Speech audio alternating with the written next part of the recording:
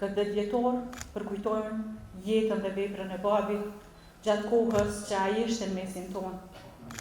Po që unë veçanërisht do të ndalem të njeriu familjari, babi që ai ishte.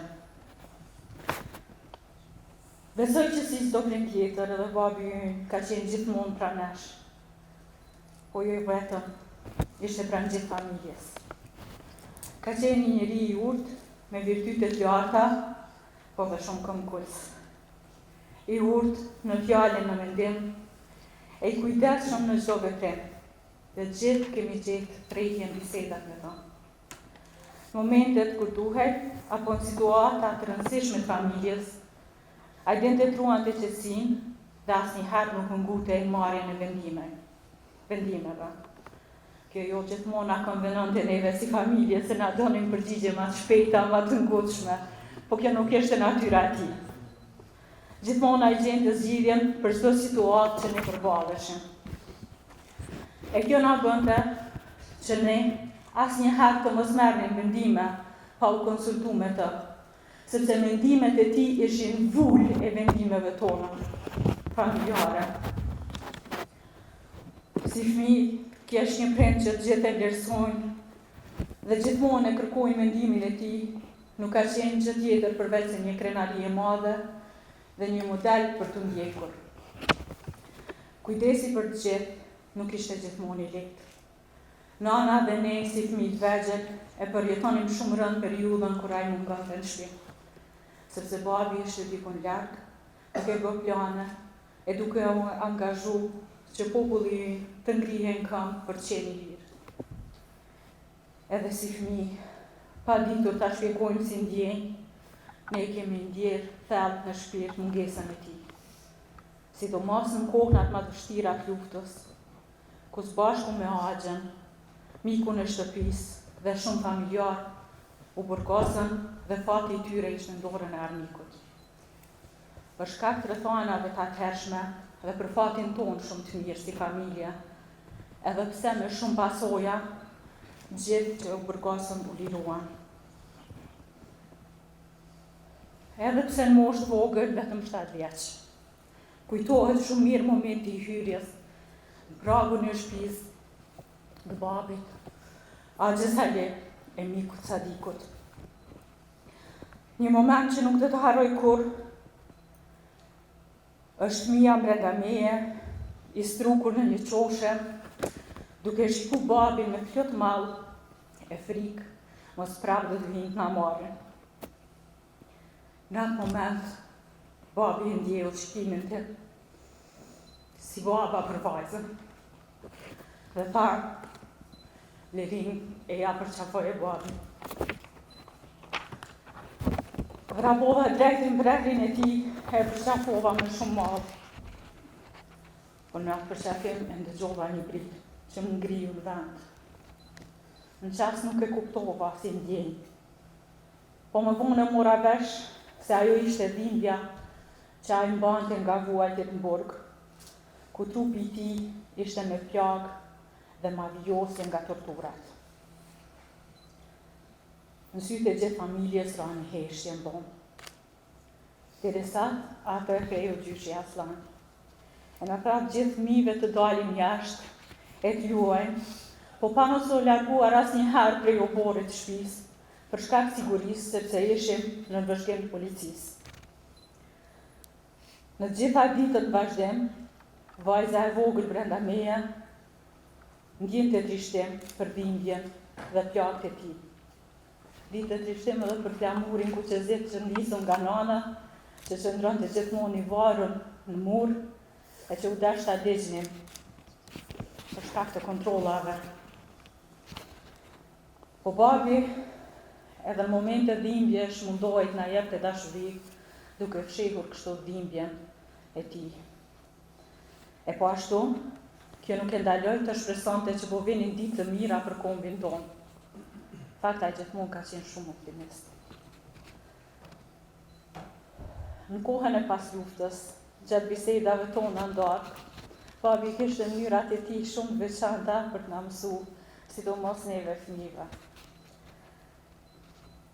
Diçka që kujtojmë ne tre si fëmijë, janë momentet kur ai për ta kuptuar nëse ishim të përgatitur për shkollë, thoshte, shpjegoja mësimin e gjeografisë gjyshit, shpjegoja të historisë logës. E kështu në gjitha lëndë. Neve na duke si loja atëherë dhe nga njëherë e ndishim vetën shumë të rëndësishëm që po e mësonim gjyshin edhe lokën me mësimet tona shkollore. Po kjo ishte teknika e tij për ta kuptuar sa po angazhoheshim. Bone, kemi kuptuar si një loja që na ka bërë. Neve na mungojnë shumë bisedat e gjata këtë, diskutimet e thella, edhe në momentet ku së bashku shikonim dokumentare, e djemë fjollat të futbollit, e mësonim shumë për ti. Ato nuk ishin vetëm biseda, ishin mësime jeta, që sot i ndjejmë ma shumë se kur. Është ty t'i lartë, kur në prag të vdekjes, në ditë e fundit jetës, thuash, lironi për spitali se se nxënësit e mi e kanë kohën e notimeve. Duhet jem pranë tyre sepse kanë mbetur mbrapa. Ky ishte Bafti Halimi, gjithmonë i përgjithshëm për punën e tij. Sot më shumë se kur ne ndjejmë mungesën e tij. Sa shumë do donim të ishte këtu. Çite se familja e tij po rritet, se në jetën tonë kanë ardhur një parandesa dhe se do të ketë gjithmonë të tjerë që do ta mbajnë emrin e tij gjallë dhe do të dinë vlerat e tij. Edhe në këtë përvjetor, si në çdo vit tjetër, dhimbja për humbjen e tij mbetet e njëjtë. Po këtë herë, bashkë me dhimbjen, kemi marrë edhe një dhuratë shumë të çmuar, që është publikimi i monografisë për jetën dhe veprën e tij. Dua ta falenderoj nga zemra iniciatorin e kësaj monografie, zotrin Sadik Osmani, dhe në mënyrë shumë të veçantë, profesorin dhe shkrimtarin, zotrin Yunus Fetahu, për punën dhe për kushtimin që keni bërë për këtë monografi.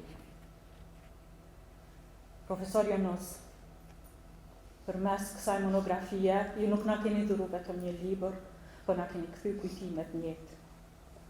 Sepse njerëz të dashur nuk largohen kurrë plotësisht. Ata jetojnë kujtimet tona, fjalë që na kanë lënë, në vepra që na kanë mësuar. Ne gjithmonë e kemi kërkuar babin raftet e librave të tij. Jemi lidh me ndonjë shkrim të tij mes librash aty këtu. Nga njëherë vetëm në nënshkrimin e tij jemi mjaftuar, kur nuk kemi gjetur diçka tjetër. Vetëm për ta ndjej afërsinë e tij, për ta mbajtur edhe pak afër nesh. Pikërisht për të ndjej, e shpreh më së miri poezia.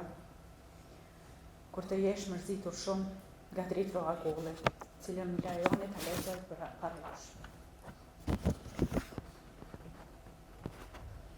Kur të jesh mërzitur shumë, këtu do të jem larguar. Në tokë i tretër, si të tjerën, në kafenen e preferuar nuk do të më shohin kamarierët. Dhe në përudhët ku kam ecur, s'do të ndihet kolla ime e thakë.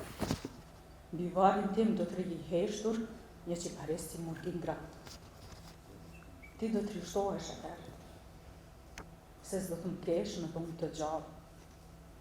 Dhe kur në gjam të krye jerë, do të qash me erën dhe nga dalë. Po kur të jesh mërzitur shumë, në raft të librave kërkon, atje do t'jemi fshehur unë, në ndonjë varg pa ndonjë shkronjë. Mjafton që librin pak ta heqësh, dhe unë do të spres, do të vi pas teja.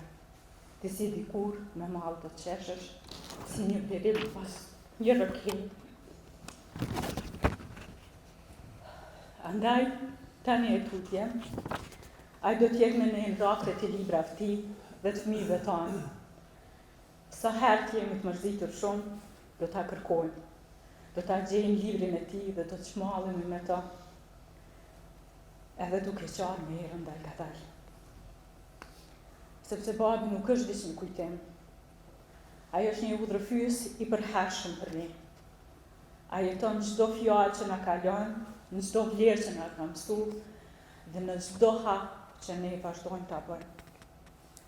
Dhe për sa kohë ne e kujtojmë, e lexojmë dhe jetojmë që atë që ai na mëson, ai kurrë nuk do të largohet nga ne.